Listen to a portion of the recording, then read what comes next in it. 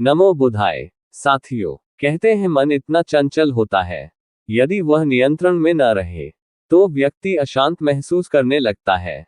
ये अशांति मन में एक पल में आने वाले सैकड़ों सवालों के कारण होती है, और यह अशांति तब तक बनी रहती है जब तक कि व्यक्ति को मन में चल रहे सवालों का जवाब नहीं मिल जाता। ऐसे में तो यही लगता है कि मन को शांत रखना बेहद जरूरी है। लेकिन सवाल यह उठता है कि आखिर हम मन को शांत कैसे कर सकते हैं। गौतम बुद्ध के मुताबिक मन को शांत करने के लिए उसे समझना जरूरी है।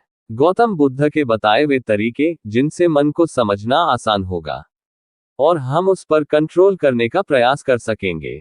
गौतम बुद्ध की ये कहानी मन को जानने से जुड़ी है।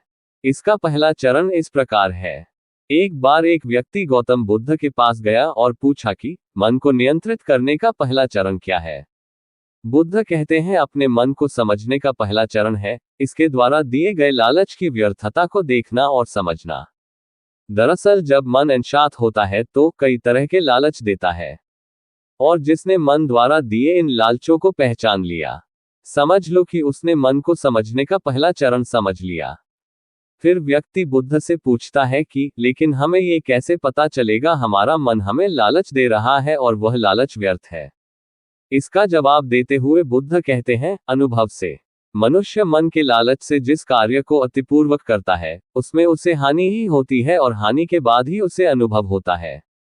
जैसे जिसने वास्तव में ये देख लिया कि नशा करना केवल दुख है, वह नशा मुक्त होना शुरू कर देगा। वहीं जिसने जान लिया कि ईर्ष्या से खुद का नाश होता है, वही ईर्ष्या से मुक्त हो जाएगा। मन को समझने का यही पहला चरण है। मन को जानने का दूसरा चरण।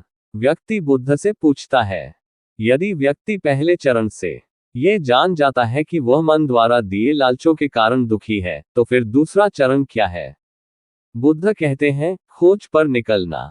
दूसरे चरण के लिए ऐसे व्यक्ति की खोज पर निकलना होगा जो पहले ही अपने मन को जानकर इससे मुक्त हो चुका है।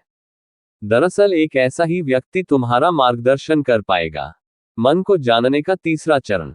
व्यक्ति कहता है कि लेकिन ऐसे व्यक्ति की पहचान कैसे होगी। बुद्ध कहते हैं यही तीसरा चरण है। सुनना ही अपने मन को समझने का तीसरा चरण है। व्यक्ति कहता है, क्या इसे देखकर पता नहीं किया जा सकता। बुद्ध कहते हैं देखने में कोई व्यक्ति बहुत शांत और अच्छा लग सकता है, लेकिन उसके मन के भीतर क्या है यह उसके शब्दों से ही पता चल सकता है। लेकिन किसी की बातों पर तब तक विश्वास नहीं करना चाहिए जब तक कि वह तुम्हारे विवेक की कसौटी पर खरा न उतरे। व्यक्ति अपने कर्म को पूरा इसलिए नहीं कर पाता क्योंकि वह सोचता है कि मैं कल से शुरुआत करूंगा तो कोई यह सोचता है कि मैं असफल हो जाऊंगा। इन गलतियों का मुख्य कारण है जागरूकता की कमी। इसके बिना मन व्यक्ति को सही दिशा में चलने ही नहीं देता। मन को जानने का पांचवा चरण। गौतम बुद्ध कहते हैं कि मन को जानने और समझने का पांचवा चरण है जागरूकता। इसीलिए हर कार्य को जागरूकता के साथ करें। बिना जागरूकता के साथ किया गया कार्य या फिर जिया गया क्षण मृत्यु के समान है। व्यक्ति बुद्ध से पूछता है अपने जागरूकता के स्तर को कैसे बढ़ाया जा सकता है। बुद्ध ने जवाब दिया, ध्यान से। मन को जानने का छठा और अंतिम चरण। ध्यान ही मन को जानने, समझने और नियंत्रित करने का अंतिम चरण है। यानी ध्यान ही वह नाव है जिस पर बैठ मन रूपी नदी को पार किया जा सकता है। जिस व्यक्ति ने इन शुरुआती 5 चरणों से मन को जान लिया, उसने अपन मन को जीत लिया, उस पर काबू पा लिया।